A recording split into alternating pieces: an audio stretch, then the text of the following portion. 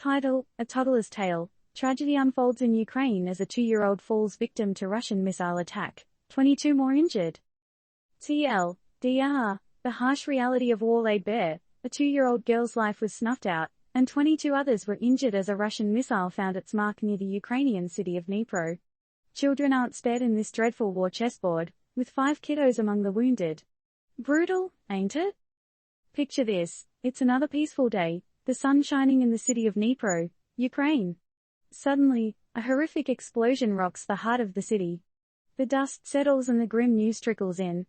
A missile has struck, claiming the life of a 2-year-old girl and injuring 22 others. Not just adults, mind you, 5 of the wounded are children.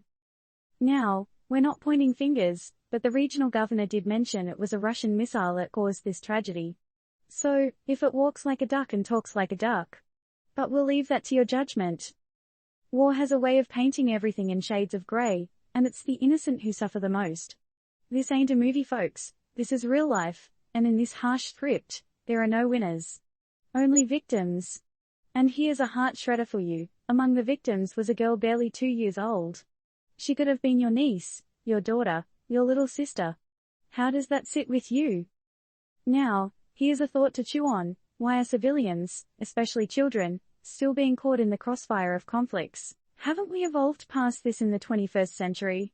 Or are we still holding on to primitive warfare methods that do nothing but increase the body count of innocents? While you're pondering that, let's not forget about the injured. 22 people, some of whom are children, are now dealing with the aftermath. Medical bills, trauma, grief. The effects of this single missile strike reverberate long after the smoke clears. And what about their futures? What will become of these young souls growing up amidst such turmoil? Now, just to be clear, we at Turned Up News aren't giving advice or recommending any actions. We're simply reporting on the facts, and the fact is, war is hell, folks.